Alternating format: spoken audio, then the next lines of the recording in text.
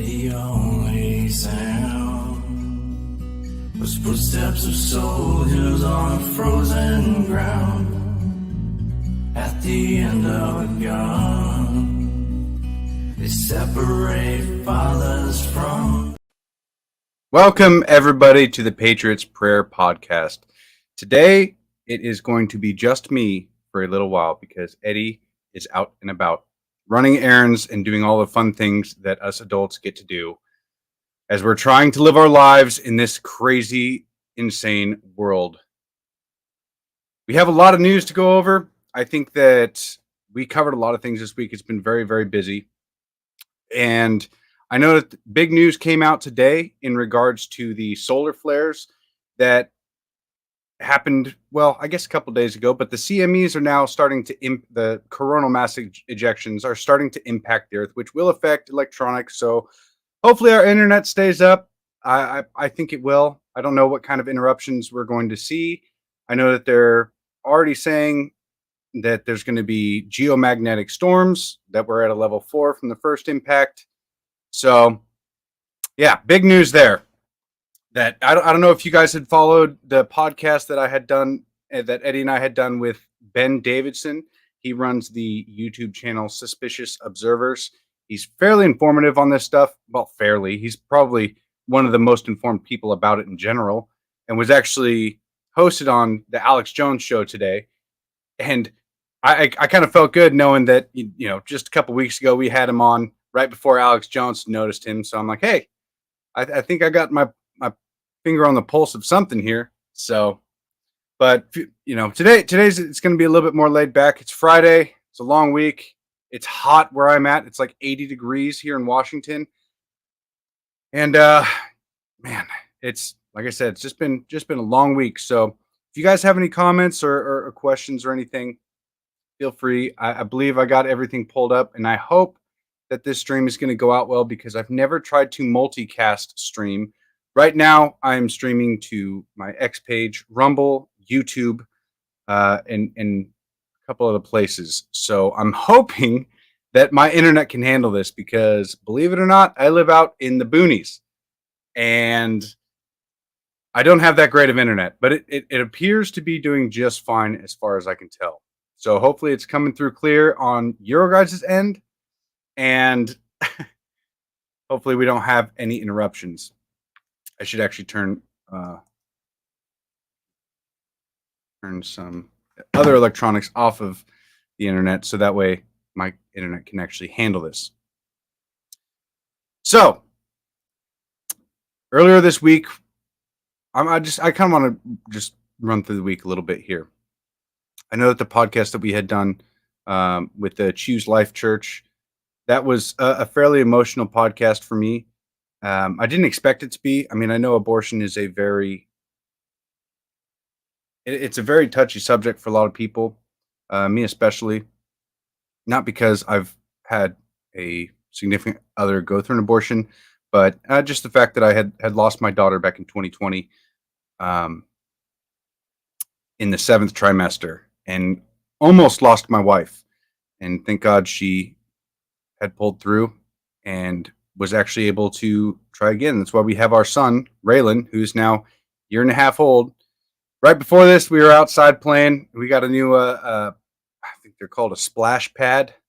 So we can play out in the sun and, you know, enjoy some family time before we hop back online and get to the business. So I believe Eddie did say that he was going to be joining me at some point, but I'm not sure if that's even going to be possible based on what he was saying earlier. So we'll see.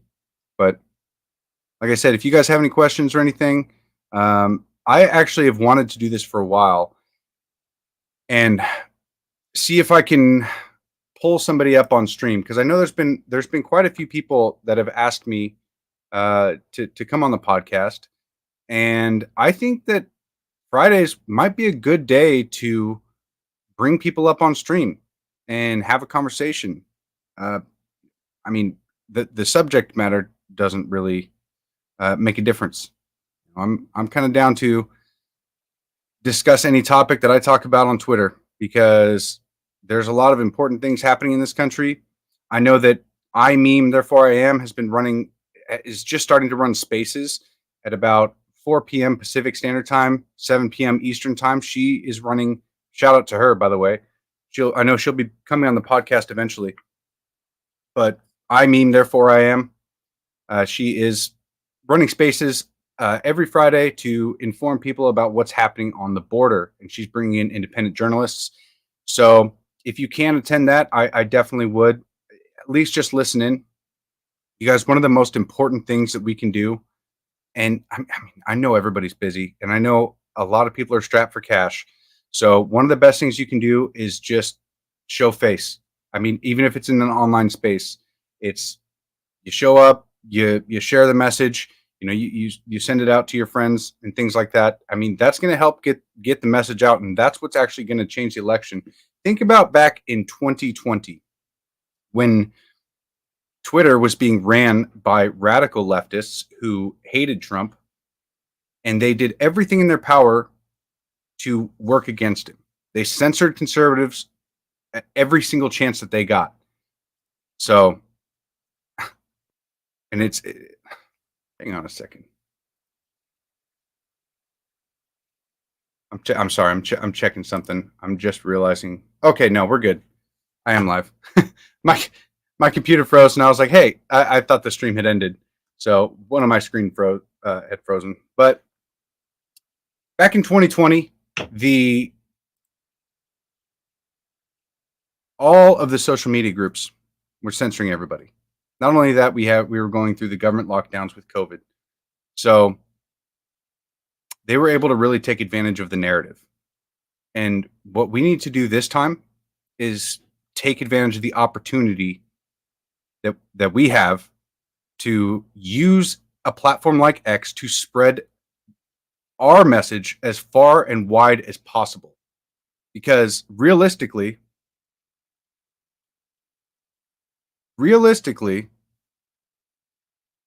without spreading the message, I mean, we're going to lose again.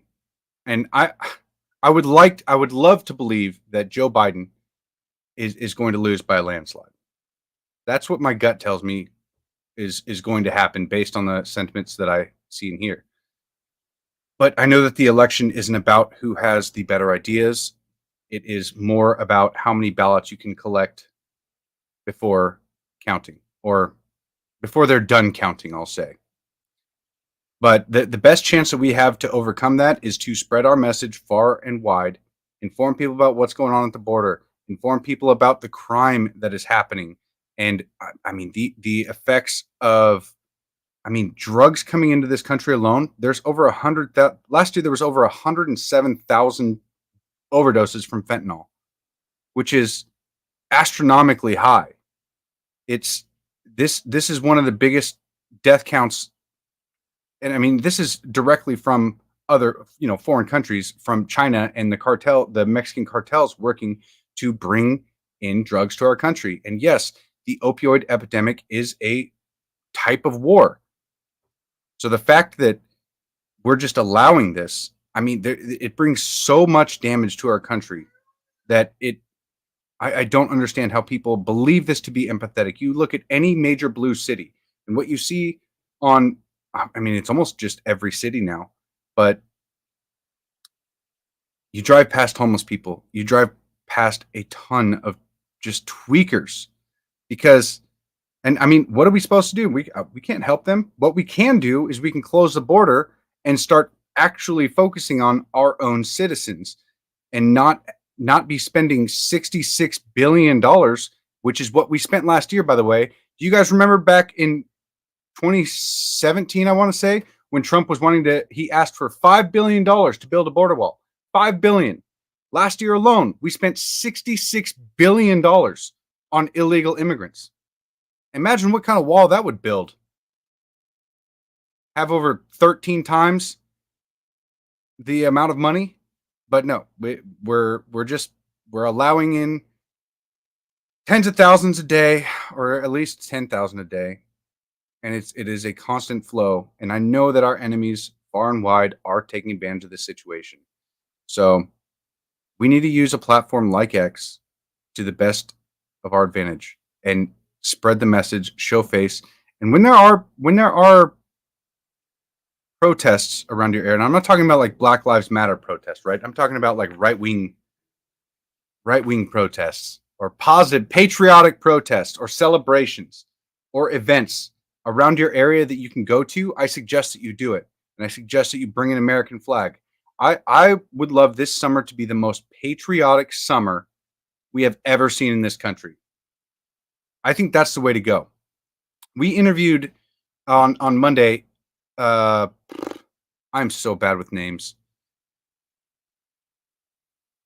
The kid from Chicago who led the patriotic counter protest against the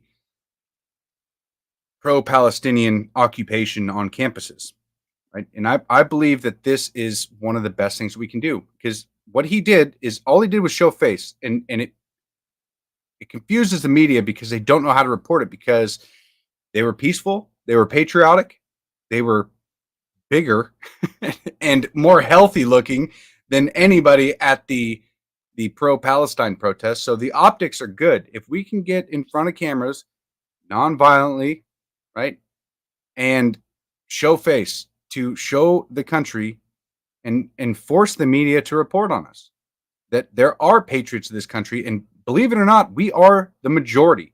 We are not. We're not in the minority here. No matter how much the media likes to paint us into a corner of believing that these radical leftists are what represent the overall sentiment, or what these corporate media companies, or I mean just the corporations like Walmart and I mean Lockheed Martin and all these places are sending out these pride messages. I mean, you guys have definitely seen it. I know we're coming up on Pride Month, right? And I think this is going to be the least prideful month for the gays that they have ever had, because people are sick of this crap. And patriots need to show face everywhere. I mean, I would like to carry a flag around everywhere I go. I mean, I generally will either wear a patriotic flag. I actually had to stop flying one on my truck every day because it got really expensive. Even with buying I drive the freeway too much. So even with buying the high wind resistant flags, they didn't last very long. They would start to get tattered within about a week, sometimes two, driving on the freeway. So I'm not able to fly my flag on my truck like that. So, but if you're going to an event or anything like that, I recommend that you fly a flag. And you can plan ahead with this too. It doesn't have to be every single day. You know, if you're going to be driving on back roads and highways, not freeways, not at 50, 60 miles an hour, put the flag on the truck, and just, I mean, show people that there's, it doesn't matter where you are either, because, well, unless I guess you're in like deep Chicago or something, but then again, why would you be listening to me right now? You know, if you were. So, but yeah, show face. You know, I would really love to see this summer just be as patriotic as possible, like 2001, like November 2001, right? I want to see it that patriotic or more, because we desperately need it right now. People have I guess the word patriot has been bastardized by the media in a lot of ways, and it's been intertwined with white nationalism, white supremacy, and they've tried their best to paint it as a dirty word. But I don't believe it to be, and I want to reclaim the word patriot. I know the feds use what is it, Patriot Front? I guess it's not confirmed feds, right? But that's what everybody believes it to be. It's just a bunch of feds out there, always marching around saying stupid shit. Shout out Revolver News for including me in their article about Patriot Front, which they actually had some pretty good info on there. But you know, they want to dirty the word patriot, but I want to reclaim it, and I want to bring back patriotism. Patriotism is love for your country and the willingness to fight for it. And right now, we need to fight for our country. This isn't a call to arms, because there's 360 million people in this country. This isn't going to be like a revolutionary style war, right? This is we're in fifth generational warfare. We're in the battle of the minds right now. This is the battle of the narratives, and we're going up against a multi-trillion-dollar propaganda machine ran by the globalists that it's at times it does seem almost impossible to defeat. But if we keep our mind right, we believe in God, and we stay true to our morals, and we spread the word as much as we possibly can. We get involved with our community, our neighbors. We are one of the main things is not being shy about sharing your beliefs. Now, if it's gonna get you fired, maybe be a little bit more tactical on how you handle your words. But we need to be a lot less shy about calling out the injustices and the DEI practices because they're extremely bold. I don't know if you guys saw this the other day. Maybe I should bring it up. Actually, I will.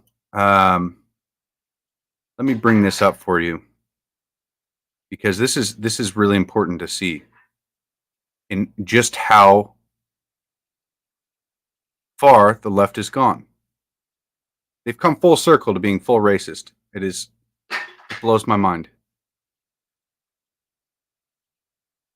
Let's see where it's at. Oh my gosh, I tweet a lot. I was looking today, and so I've been seriously tweeting. I've been using my account for about a year and a couple months. Right, I created it a year before when I heard Elon Musk was going to buy the platform, but I didn't really start tweeting until last year. And I was doing the numbers, and on average, with comments, I tweet like 57 times per day. So it's almost been a full-time job for me.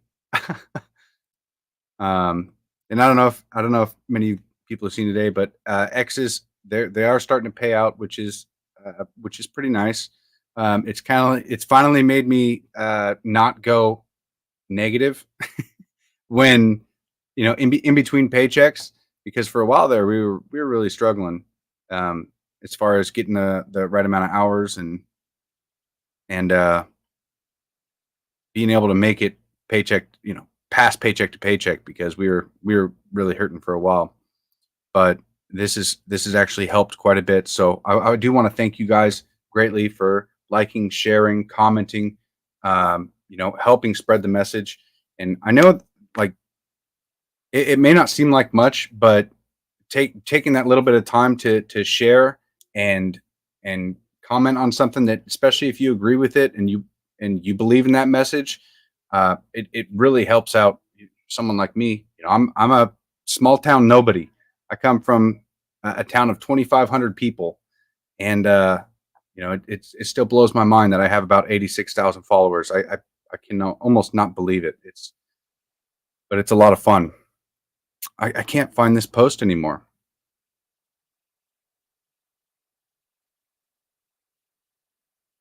Oh, here it is. Okay. So let's see if I can share this. If I remember how to share this.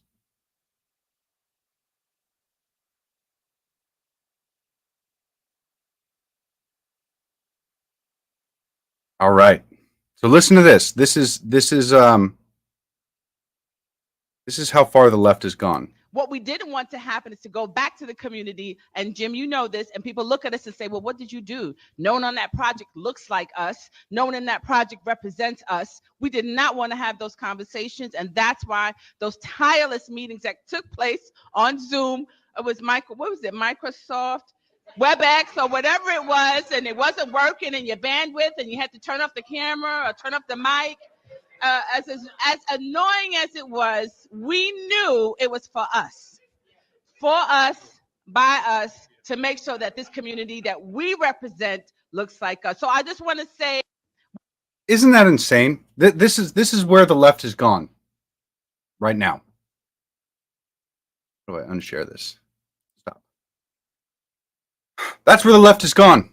They now believe that they're, instead of believing in their fellow Americans and what's in their hearts, what's in the content of their character, and I mean this has been happening for quite a while, but now this is blatant. They're blocking white-owned businesses from or white-owned businesses from bidding on this. So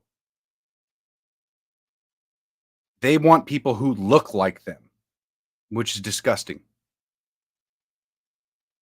Yeah, they're absolutely. Oh, hey, Eddie, he's driving out right now. They're absolutely they're pushing segregation. They want to bring back segregation, and they say that you can't be racist against white people, which is just one of the dumbest statements of all time. It's whiteness plus power. No, it's not. It's if you judge somebody based on their skin color, then you're racist. It's pretty simple. It's not hard to understand. You know, this is one of the main things that I believe in opposing, because I'm half white and I'm half native. That means that half of my family are all white people. My stepdad came into my life when I was 5 years old. A white man who fell in love with my mother and basically adopted my sister and I, two little brown kids, raised us as one of his own. And he provided for the family. He did everything in his power to make sure he built the house I grew up in with his bare hands, right? It was a big, big house. Big, beautiful house that he had built. He owned his own construction company. For as long as I remember, I was out. I mean, I probably started around 12 years old. Every spring break, every summer break, I was out there working with him. And he taught me a lot of skills. He taught me work ethic and earning your keep and the value of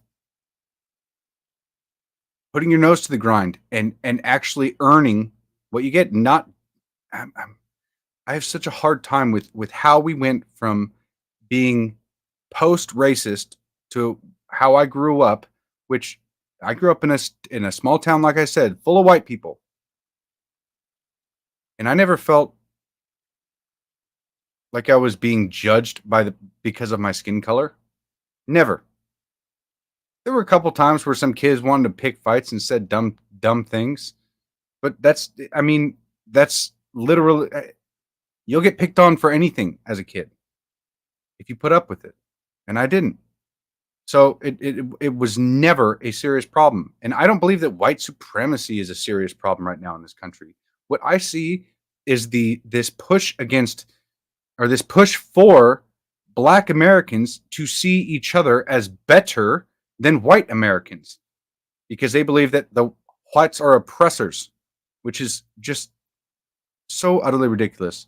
Yes, people in history, some were bad and some were white, but of all ethnicities, there's been slavery, there's been war, there's been oppression.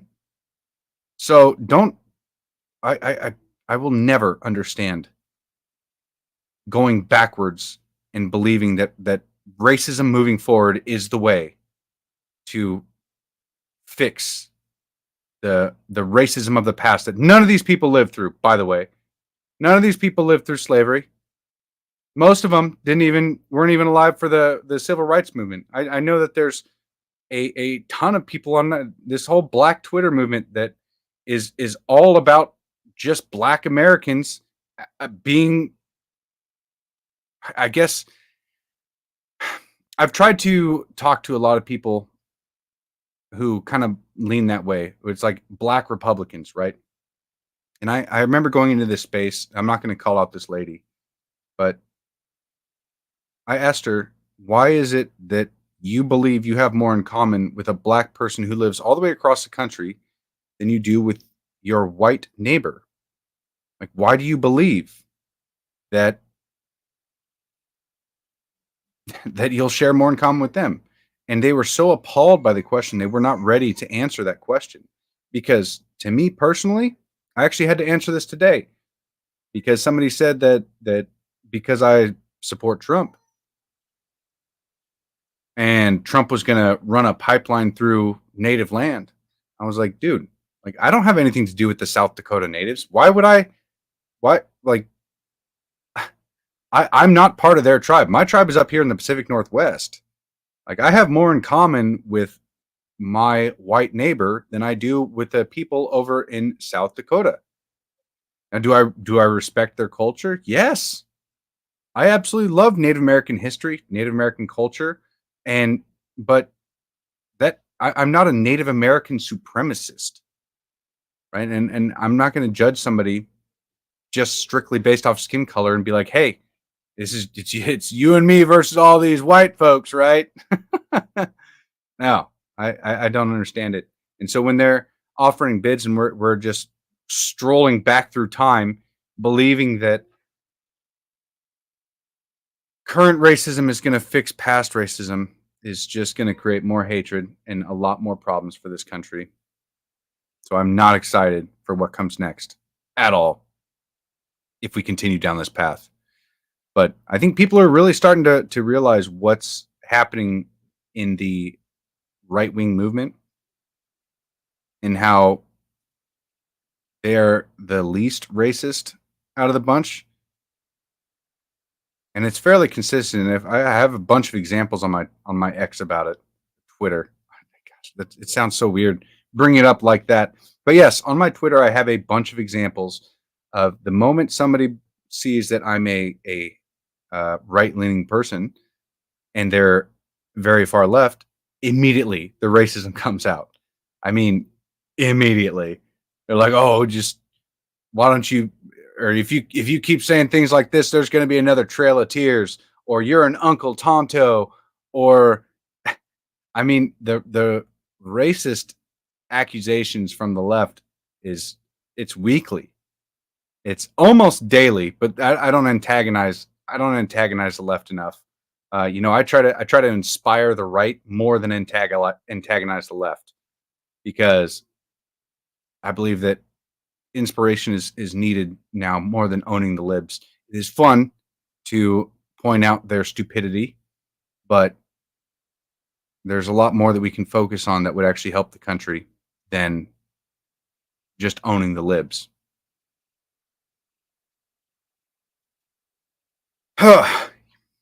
Saudi Arabia has more slaves than any country. Saudi Arabia had more slaves than any other country in history during that time of the slave trades. Yeah. And they had a lot of white slaves. A lot of white slaves. People don't like to talk about that. Irish weren't treated too well coming over here. But yeah, thank you, MAGA deplorable. Joe. I'll just call you Joe. I appreciate that. But yes, hearts and minds, that's what we need to win over. We have a lot of work to do and not a ton of time to do it. But I think that we're heading in the right direction. Not because of the leadership, right? Not because of Biden. We're not heading in the right direction because in fact, Biden is so bad that he's actually helping us tremendously by proving to everyone how stupid he is and how bad you can screw the country up if you get the wrong person in there. And I can't believe there's still a lot of people. Like I had a gentleman today comment on one of my posts saying that it was this particular post was about bashing the left, basically. Actually, I'll read it for you guys. Hide that, or just drop that down. This one. Yes. You see that okay? Anyway, it says, Dear lefties, Democrats, commies, MSM, and complicit Republicans. What you've done to America is unforgivable. You've turned our border into the largest human trafficking operation in modern history. Turned our schools into depraved sex fetish worship with a separate goal of confusing our children to believe that they're the opposite sex. Turned the greatest justice system ever created into a banana republic where justice isn't even a thought during prosecution. You've spent $34 trillion more than we have, with the grand solution of using the printer to solve future problems. You've robbed us, our children, and our children's children. You've convinced our young women that killing the child in the womb is the path to success. Have all the fun you want with no consequences. Somehow, it's become only about the woman's rights instead of where human rights begin. You've created many enemies around the world and armed them with billions of dollars worth of military equipment we've left behind, all the while advocating to disarm citizens here at home. You stole an election. You stole an election by releasing a virus around the world and utilizing mail-in ballots to prop up your candidate. You've convinced the world it's cooling. No. Warming? No. It's climate change. And that the only way to save the planet is to give you a monopoly on every industry from here on out. You wish us to own nothing and be happy about it. I will never bend my knee to your tyrannical rule because I know in the end, God wins. Your tyranny won't last. Your death knell will be rung in due time. I love this country, and there are millions standing beside me that feel the same. We will fight you with every fiber of our beings. The Liberty Bell will ring once again. God bless you all, and God bless America. Criticism of the left, and I stated in the beginning, the complicit Republicans, the communists trying to take over our country, and I believe exactly what I said. I believe it to be as close to the truth as I can make in a simple tweet like that. They have absolutely turned our border into the largest human trafficking operation in modern history, where they're transporting kids they're knowingly transporting children into sex slave shops or sex slave rings and sweatshops. They're knowingly doing this. Women and children. Not only that, the cartels run people up through our border as well. They run weapons. They run drugs, which is killing over 100,000 Americans per year.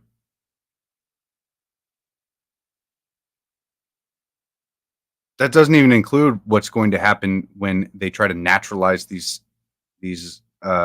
criminal aliens, when they try to make them citizens so that they can vote in our elections after they pledge loyalty to the Democrat Party. That will screw up. That will give them permanent power, which is disgraceful in every way. And they really have turned our schools into depraved sex fetish worship. I don't know why in any school, any LGBTQ flag is allowed. LGBT is a sexual thing. There is no way to get like if you say it, lesbian, gay, bisexual, and then trans. All of those things are, and then I believe the Q is questioning as well. So there's instructions written in there. But in order to explain what a lesbian is, you don't just say, two mommies love each other. You don't say that. No, this is a way to inject sexual discussions into our school system. And they do this with elementary kids and middle schoolers and high school. I mean, anybody under 18 they shouldn't have this flag in any of their schools. It's disgusting. It is an inherently sexual movement. It is about depravity and sex fetish. That's all it is. So the fact that it's even allowed in our schools at all is disgusting to me. I don't think it should be in any way, shape, or form. And Washington State is one of the worst states. I know that we're not the worst, but we are one of the worst. Because Senate Bill 5599 basically allows the government and any government employee, so that includes public school teachers, to basically kidnap your child and go get gender affirming care for free from the state without the parents' knowledge or consent. And the kids can be housed in a host home. And I say kidnap specifically because even if they're convinced politely to be taken voluntarily, the child says, I want to go do this to get gender affirming care, that's still kidnapping because the minor cannot consent. They cannot consent to this stuff. So you are kidnapping a child to go get gender affirming care, to go get sterilized hormonally, and it does include surgeries too. So it is absolutely disgusting, and it's completely legal in Washington State. You can even bring a kid. We're a sanctuary state in that way as well. So you can bring a kid from out of state, and as long as they mouth the words that they're there to get gender affirming care, our government is not obligated in any way, shape, or form to inform the parents. That includes police, that includes teachers, that includes any government worker.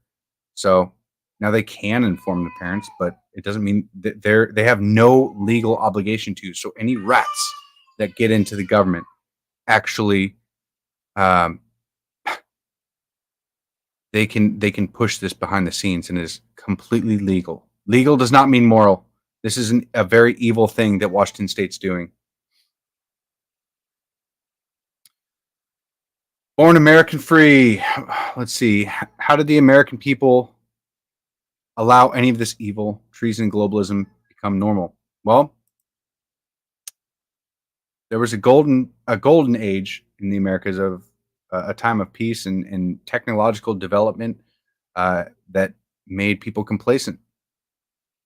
And I think that the internet coming around had a lot to do with exposing a lot of this stuff, because it's not like the government was good back in the 60s. They were doing false flags to get us into the Vietnam War. And I mean, JFK, right? We still haven't seen those documents. Wonder what they're hiding there. But now that we have the internet, information can travel a lot faster. We have the Freedom of Information Act, so there's a lot more people that can,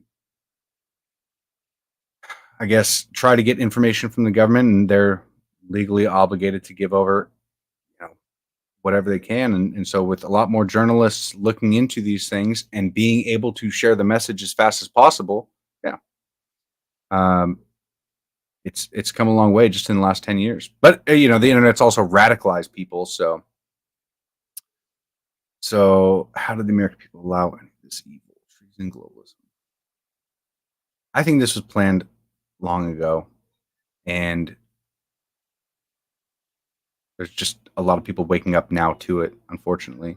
But it's easy to be distracted. It's really, really easy to just watch football on Sunday. They just work your job and just not worry about it, and try until until you have to worry about it, until they say, hey, take this jab or else you lose your job and you'll lose your the way to support your family.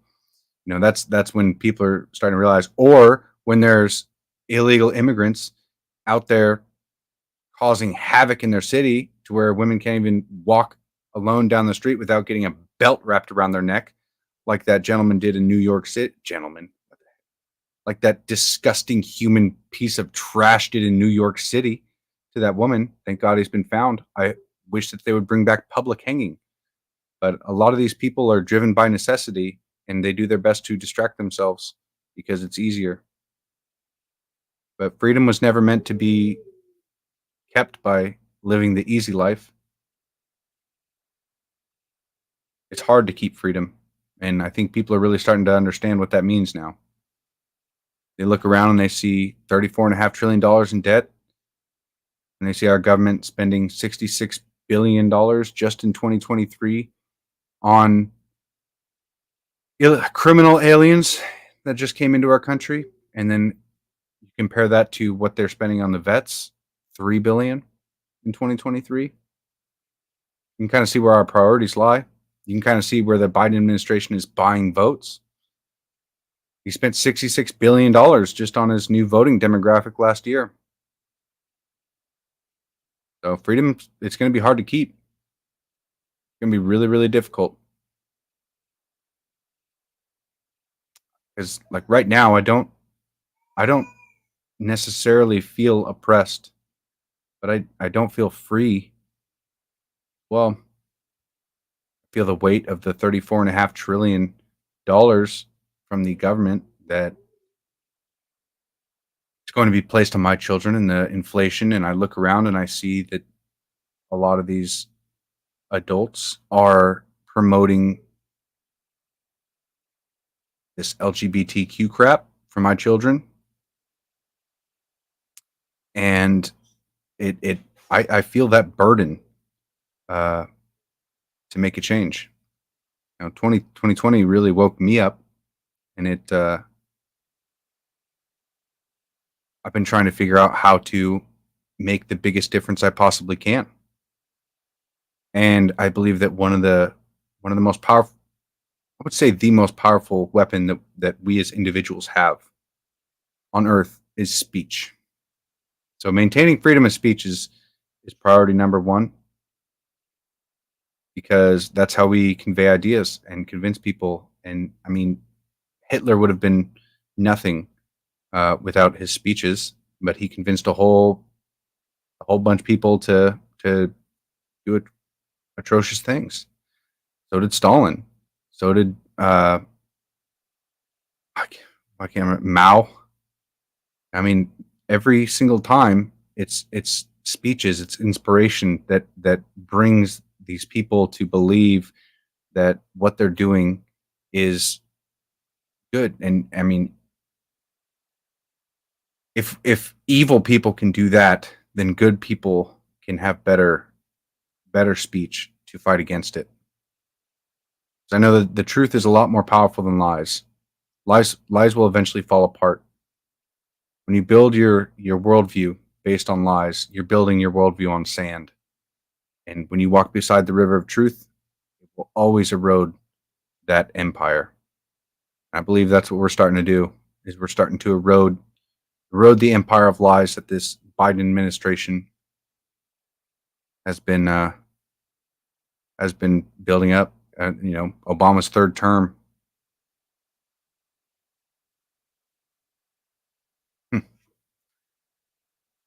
Yeah, so be as involved as you can, and be as truthful as you can, and spread as much truth as you can, and support your friends and family and Twitter personalities or YouTube personalities. When they say something you like, make sure to share that as well. Like you can share this podcast. I'm just sitting here talking with you guys, but I'm hoping that you guys will step up as well. I mean,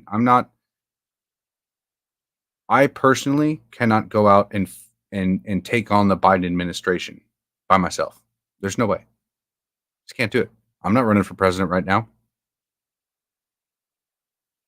But I can shine a light on the evils that they're doing. I can spread truth. I can share hopeful messages saying that, hey, there's more of us than them.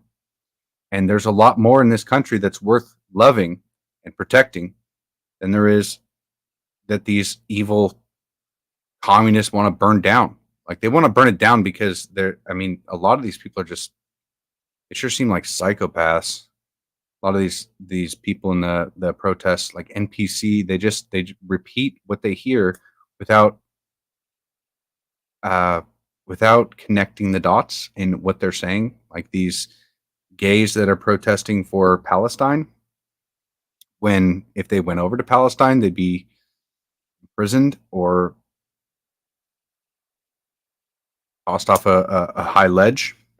So a lot of these people don't understand what they're doing, but you can kind of understand how these movements start, because when it becomes when the media tries to, I guess there's the college kids are more impressionable to what the media says and believe that the authority's right. When there's people like us, people who can look at the news and then be skeptical of what we hear and think about what they said and maybe why they said it. Why are they telling us this? Why are they telling us this now? And what are their intentions behind this? Because I just watched the video of what Donald Trump said, and he didn't actually say that. So what are they trying to do here? People that can actually think for themselves and that you just when you just don't react in a emotionally knee jerk reaction way, then we'll be able to outlast them. That's for sure.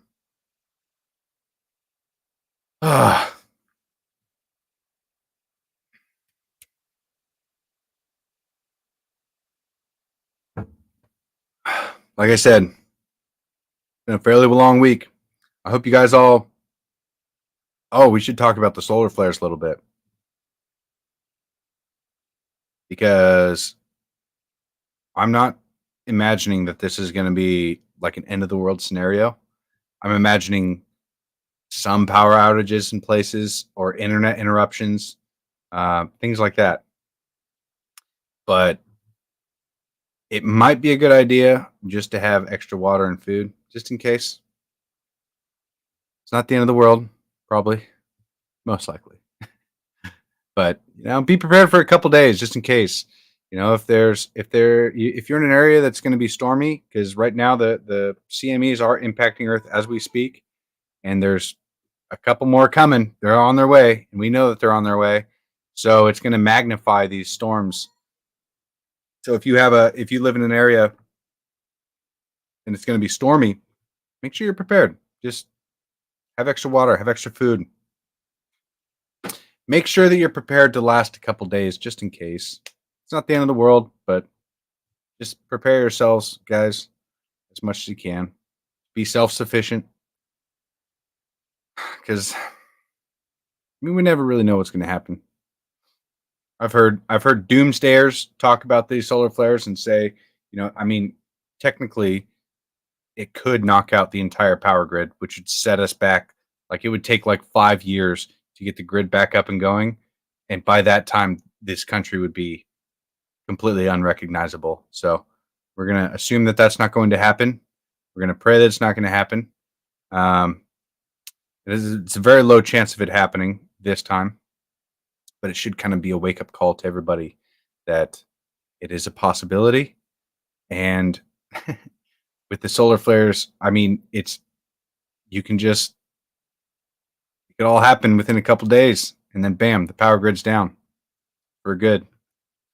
And if you're not really paying attention, and it just kind of hits you out of the blue, and you don't know about it, you're going to be one of the people that is really going to struggle. So, man, I'm hoping this podcast looks okay, because I mean, on my end, it looks like I have like 10 frames per second. So I'm hoping it's better than what it looks like on my end. I'm praying for that. I'm hoping it kind of just lags my side, so on your side it's good. But yeah, not much news on the solar flares. Apart from, I mean, if you want to look it up, look up on Twitter. It's at Sunweatherman. He has a ton of good information on it. And if you don't have enough anxiety in your life, look at a bunch of his videos. It can stress you out. But we have a lot to be stressed out about, but we also have a lot to be grateful for and to look forward to. So let's make this summer a good summer, huh? You guys with me? Let's make this summer patriotic. Let's show face to all of these stupid commies and globalists that we're not going to take this line down. That there ain't no way that there's going to be no fight, no pushback from patriots. And the first step is to just show face, just to be there. If there's an event near you, be there with an American flag. If there's a Twitter space like I meme, therefore I am, she's running a Twitter space every Friday at 4 p.m. Pacific. 4 p.m. Pacific Standard Time, 7 p.m. Eastern Time. She's running a space with independent journalists discussing the border. So share it with your friends. Share the Patriots prayer with your friends, and I know that a lot of you guys share my posts as it is, but I appreciate that. You can follow Eddie here at the Patriots Pray. He's my co-host, not here right now because he's took the night off. He's doing adult shit like most people do. But yeah, show face, share content, engage with content, make sure that the positions that you believe and hold, make sure that your ideals are based in truth.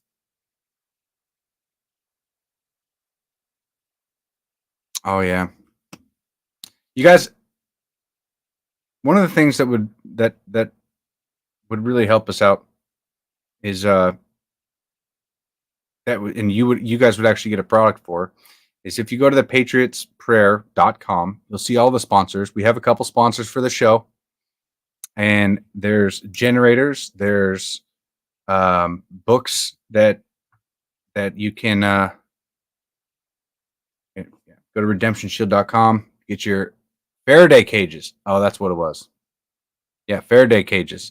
I mean, we have we have a couple sponsors for the show. So, and they're all on the patriotsprayer.com, including Smoke and Gun Coffee. You can get coffee.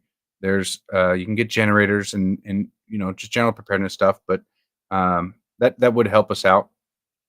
If you go to smokeandguncoffee.com, you can buy a hat. I don't have the hat with me right now. It's in the other room.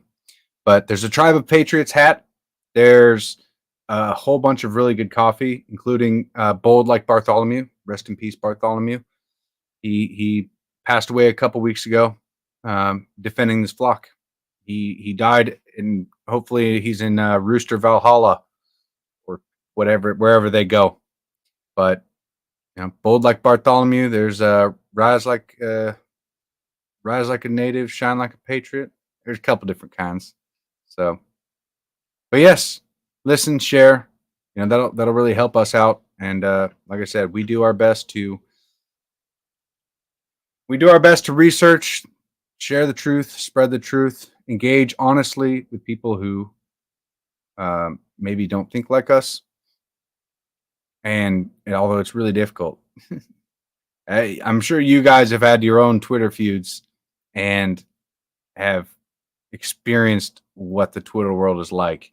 And navigating that world in a peaceful way is very difficult sometimes. But we're out here. Like I said, on average, I was doing the numbers the other day. On average, I have about 57 tweets per day, and that's with taking days off. So plenty of days off. So I don't know how I did that. That seems like a lot, but it's my second job. And then my third job is this podcast here. And my fourth job, well, I'd say no, that's not right. My first job is being a husband and father. Second job is my daily job.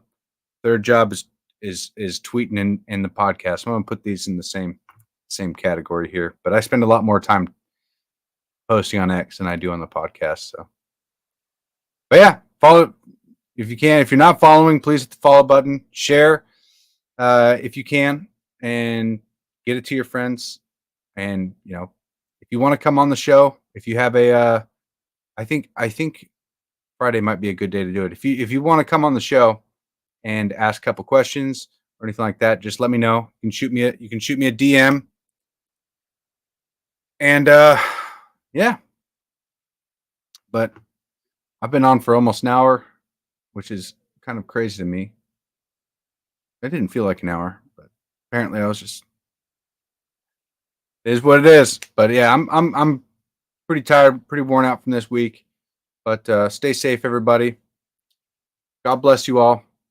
God bless America. Thank you guys for watching the Patriots Prayer Podcast. Good night.